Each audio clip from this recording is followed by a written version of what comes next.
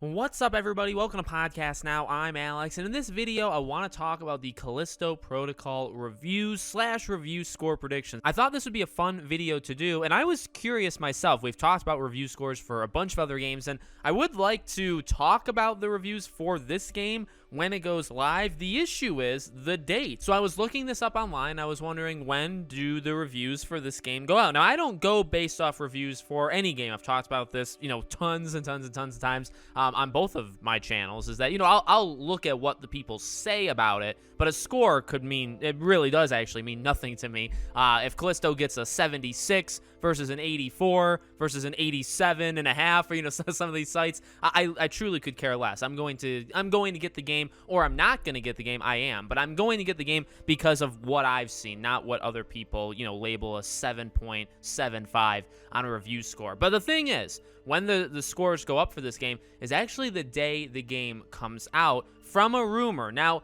they haven't confirmed this yet, but it seems to be true. There's basically a publication, GamePro, an editor from there, Dennis Michael, tweeted that the embargo falls on the release day, which is December 2nd at 6 a.m. And this is, in my opinion, very believable. Now, he's the only one saying it at the time that I'm recording this video. The story went up on Friday kind of midday. And, there's a lot of sites not really reporting stuff because of Thanksgiving and Black Friday and stuff. But we'll have to see if it ends up being true. But I kind of do believe it. So let me say something for Callisto. And we're going to get into what I think the review scores are going to be. But let me just say this, and I've said this for a couple other games as well.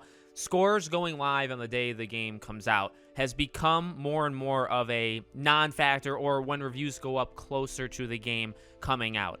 And back in the day, when reviews for a game were to go up the day the game comes out, a day before the game comes out, normally red alarm, right? There's a lot of problems here. They're trying to hold off. The company is telling people you can't do the reviews until the day of, because we're trying to hide the reviews. More and more, it's become a non-issue. I actually didn't even know this. Back in 2016, I guess, for Doom, those reviews came out the day of, and that's an incredible game. I look at recent examples. Yes, God of War Ragnarok was a week before, but you look at, like, Evil West, I think, was like a day or two before. My personal go-to example is A Plague Tale Requiem, which I think is, if it's not Game of the Year, it's up there, and the review scores for that went up the day before. So I'm just kind of saying this to a general audience where you say, oh my God, the reviews for the game go up really after the game is out. Because if the reviews go up the Friday morning, you could get this game, I believe, the Thursday night, because you'd get it at midnight. So it is very possible the reviews for the game actually go live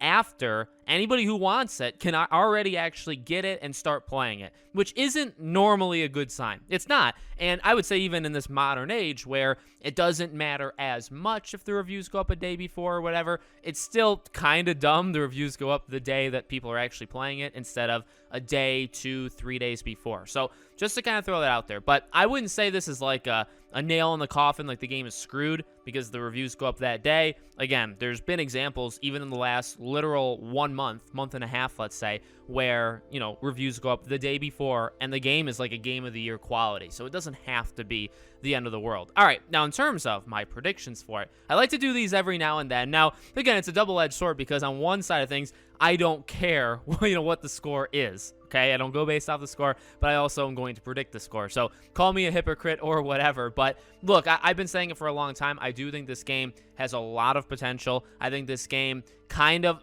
I would say like under the radar, but it's also not really under the radar because I do think a lot of people are paying attention to this game. I think this game is getting a lot of people's eyes on it on YouTube and stuff like that.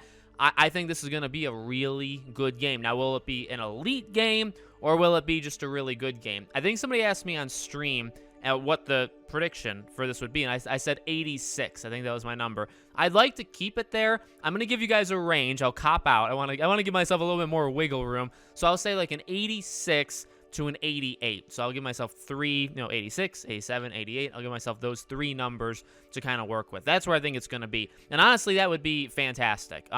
It'll be interesting, though. Like, is this a game that on Metacritic or whatever, like, does it get into the low 9s? Like, can it actually achieve that? I think what God of War Ragnarok is like a 94. But again, like, it doesn't make or break. Like Plague Tale Requiem, I don't give scores, but like I look at that as an elite, like a Game of the Year kind of game. I think that game has a high 8 on Metacritic. So getting high 8s, doesn't mean necessarily the difference between like a very good and elite game. But I do think that's kind of where Callisto is going to end up. I'll be honest, I will be surprised if it gets probably anywhere in the 70s. I just don't think this is a 70s kind of game. Now, again, if it gets like a 75, it's like, well, what are they saying? Why does it actually get a 75? Not the actual score itself. Why does it actually get it? But I feel like they got everything here, as I've talked about in my past videos. They have all of the benchmarks to make a game good, right? The atmosphere looks fantastic.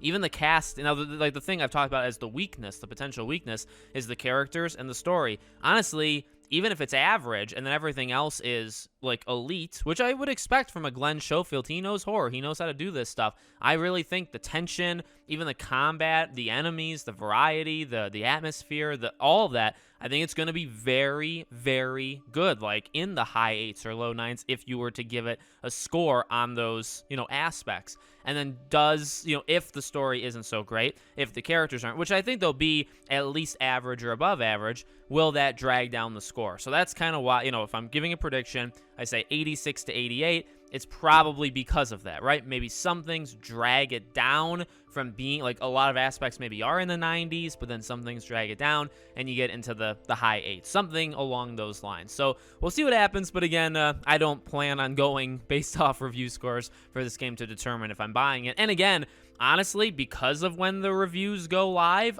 it's not even a factor, because like I probably will already have started it by the time the reviews go up. I'll already have made the purchase. So let me know what you guys think in the comments. What's your review score predictions? When are you planning on getting the game, based off the reviews? Let me know. Make sure you guys are subscribed, bell icon turned on, so you know when all these videos go up. If you want to follow or support me anywhere else, all my social media is in the description below. Thank you guys for watching, and I'll see you all on the next one.